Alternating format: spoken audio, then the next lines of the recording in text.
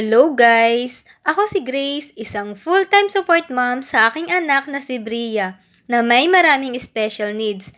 Si Bria ay may lifetime kondisyon na cerebral palsy, may epilepsy, at GDD o Global Developmental Delay and more. For today's video guys, samahan nyo kami magpunta sa RCS Supermarket at nagmerienda sa McDo. Minsan lang to, kaya sulitin na, char! Pero bago ang lahat, heto at nagluto ako ng breakfast ni Bria na almond pancake. Ang ingredients nito ay flour or harina, almond na blender, milk, sugar, and water. Ayan lang ang available na mga ingredients ko kaya kahit diyan kompleto, tsak na masasarapan dito si Bria. Hinimay ko lang ito ng maliliit pagkatapos nilagyan ko ng tubig na mainit para mas maluto pa. Tinimpla ko na rin ng gatas dito si Bria. Pero bago yan, pagkagising ni Bria, tinutbrush ko muna siya. Daily routine na namin ni Bria na bago ko siya pakainin, itutbrush ko muna yung napagkagandang mga teeth niya. Hala, char! Ayan guys, pinoproblema ko ang teeth ni Bria, kung mabubungi ba siya o kailangan ipabunot sa dentist. Hindi ko naman kasi alam kung may time ba na sumasakit teeth ni Bria. Wala akong idea. Napakatapang kasing bata, manang-mana talaga sa pinagmanahan. Hala, char! Pinakain at pinainom ko muna ng tubig si Bria. Favorite nga pala niya ang pancake at champorado. Ayan, tambay mode muna kami dito sa shop.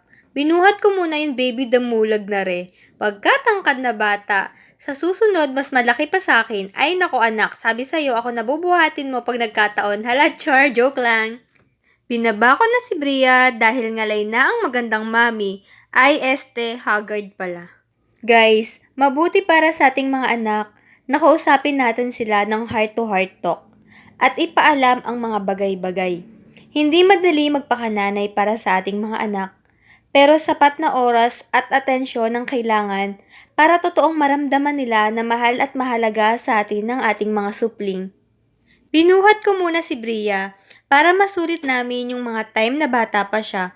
Yung hanggat kaya ko pa siyang kargahin, gagawin ko.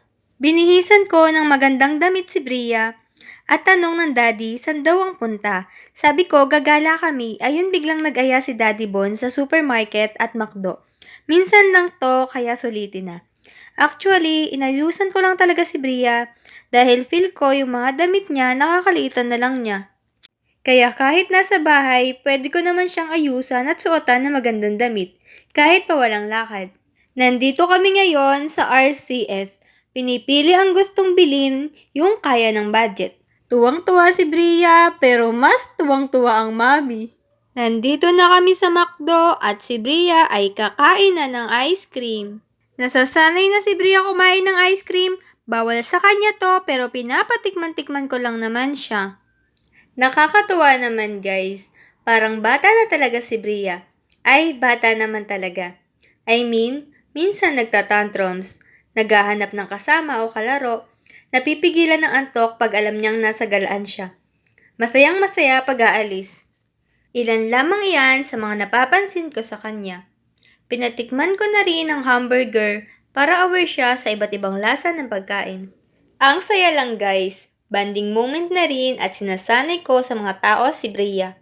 Although may mga tao na tumititig o tumitingin sa amin na may patanong, pero deadma lang tayo doon. Basta ako bilang nanay, ine-enjoy ko yung mga moment na kasama ko ang anak at ang aking pamilya.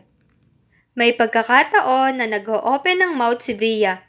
Akala niya susubuan ko siya. Syempre, mami muna. Tapos, susubuan ko naman talaga siya. Nakakatuwa ka na talaga anak. Ang dami mo nang alam. Minsan, maiiyak na lang ako sa saya.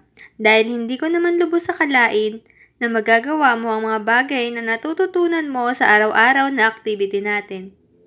Kaya para sa mami, ikaw talaga ang pinakamagandang definition ng love.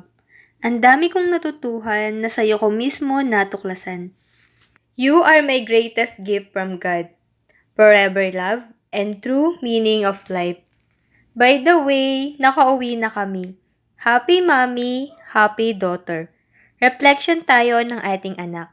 Maging mabuting mentor sana tayo at balang araw, maging karangalan ng lipunan ng ating mga anak. Walang pagsidla ng kaligayahan ng aking anak. Para sa'yo, mommy and daddy, gagawin lahat ng best para sa improvement and development na kailangan mo. Mahal na mahal ka namin. Mula umpisa, hindi ka namin sinukuan. Salamat sa paglaban mo, anak. Siya nga pala, tinatawag ko ng Ate Bria si Bria dito sa video na to. At panay ang sagot, tuwang-tuwa pa man din siya. Naka-aura pa rin si Bria at pinagmerienda ko na siya. Sinasanay ko rin na ganito ko siya pakainin. Para parehas kaming komportable at hindi ngalay. Thank you sa panonood. See ya!